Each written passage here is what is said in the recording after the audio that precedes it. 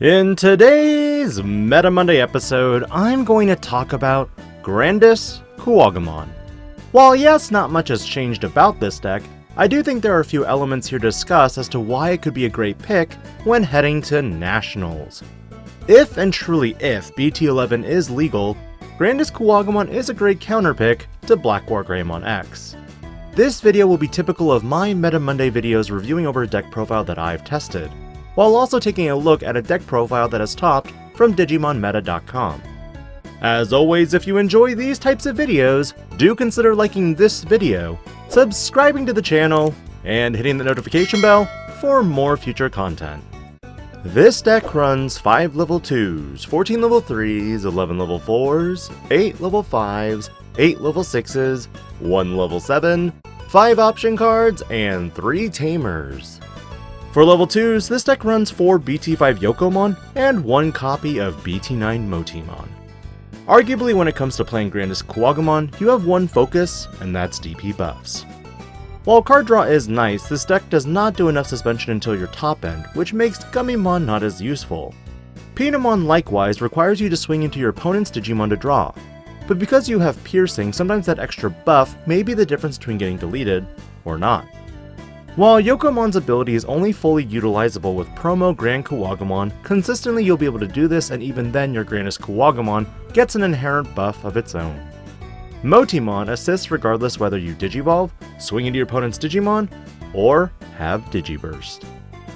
Level 3 wise, you want to run at minimum the 4 BT10 Kokuwamon and 4 Kokuwamon X. These cards are necessary for the inherent memory gain and also searching if you promote out. But for the remainder of your rookies, you gravitate towards Floodgates. Pomumons for preventing your opponent from playing Digimon by card effects, and Terriermon for memory blocking.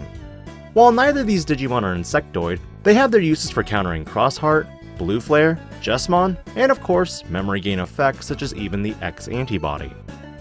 Only items to consider would be Green Tentomon, but far too often have I used this card and hit Mimi Tachikawa or Green Memory Boost instead. For level 4s, I previously experimented with Kuwagamon and Kuwagamon X just for fun, because they're insectoid-based Digimon. But Weedmon's Digiburst memory gain and efficient costs outweighed this gimmick. Stingmons are another insectoid Digimon that despite not having the X-antibody can be useful for memory gain. Which takes us to the last level 4 Digimon in the form of Metal Kabuterimon and Kabuterimon. Metal Kabuterimon can provide you an additional body for the climb up from any of your 1-cost Evos. However, it does have a high memory cost when going over a level 3 Digimon. Luckily, when it's Digivolved on top of a Tamer, you only need to pay a memory cost of 2. Blocker Kabuterimon is also cheap for 1 memory, but also provides you a body for Blocker. In general, Grandiskuwagamon decks will always go for cheaper Digivolution costs to maximize the number of Digivolution sources for Grandiskuwagamon. For level 5s, you of course run the Promo Okuwamon and Okuwamon X. Promo Okuwamon provides some memory tricks that cannot be countered by normal memory blockers, because like Ice Wall, you are not gaining memory, but rather, your opponent is losing it. This effect is only gained when you Digivolve into a Digimon with Insectoid in its traits, which pairs well with the X variant because you suspend one of your opponent's Digimon, which immediately gains you 1 memory. Okuwamon X can also reduce the next Digivolution into an Insectoid Digimon by 1, meaning your Grandiskuwagamon becomes 2, and Grandiskuwagamon becomes 3. Speaking of these Digimon, these are your top-end Digimon. Grandiskuwagamon can Digiburst 2 for a +1 security check, which means depending on how big you build your stack, it could be +1, +2, maybe even +3. Grandiskuwagamon can give you the extra swing by unsuspending itself if you have the X-antibody or Grandiskuwagamon at the end of your attack. You're not going to change anything about this, and you're not going to substitute anything. You just need 4 of each, plain and simple. Grandis can swing over Blackwargreymon X, and all protection for that deck doesn't even work in response. For level 7s, this deck runs the 1 copy of Death Xmon. As with most decks, every deck will run 1 or 2. However, this card is prone to bottom decking due to 1, not being an Insectoid Digimon, and 2, not being green.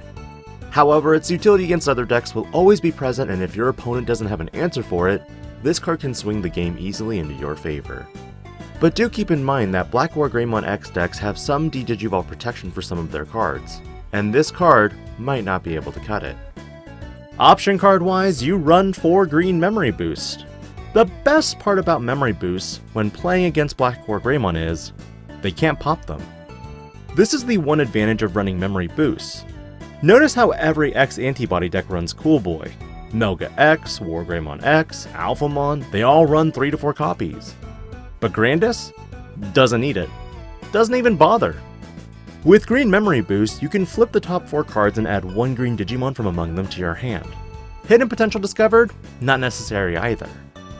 And while you may be asking why this deck runs Tamers, the reason is simple. With Grandiskuwagamon swinging in for multiple checks, 2 Mimis can give you an immediate body to raise and swing for game. Or, you can hybrid for game with Metal Kabuterimon. For strengths and weaknesses like most OTK related decks, Grandiskuwagamon can stay safely in the raise. However, if you fail to find your pieces, at times, it can be bricky. Luckily, green Memory Boost helps supplement a lot of this. But in terms of overall removal, the only thing about this deck is that you can run cheap blockers. There aren't any security bombs at the present that can really stop your opponent. In reviewing over BT11, there are not a lot of cards you can really add to this deck. No new Insectoid Digimon make an appearance that assist specifically Grandiskuwagamon. But Tamer and option card wise, there's Taiga and High Mega Blaster. Taiga is another Tamer for memory cost of 3 that you can give all your Digimon on your turn plus 1000 DP. Additionally, when you Digivolve into a level 5 or higher Digimon, you can reduce the Digivolution cost by 1. Personally speaking, the 3 cost memory is better utilized for your green Memory Boost. And Tamer wise, you'll want to utilize your Mimis for promoting that extra body for game if your Grandiskuwagamon survives. But High Mega Blaster might be the option card that green Insectoid decks really needed to dampen your opponent's strategy. Granted, its main effect requires you to have a Digimon on the battlefield, but hey, it's convenient to stun something. Arguably at this point, this could be a 1 of or 2 of in the deck. But in terms of lists from Japan's tournaments, DPP, linked to their channel below, has a list already available, but it utilizes 2 security Digimon. One being the Pulsemon security rookie we don't have access to, and the Sneemon from the starter deck.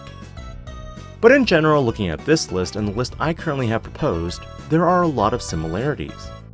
And like I said, BT11 offers nothing new to this deck that makes you need to playtest it intensively. What are your thoughts on Grandiskuwagamon as a deck? Will you be taking the deck to Nationals? Or will you also hop on the bandwagon of Black War Greymon X? Let me know your thoughts in the comments below. This is DIGI-PANDA, logging out.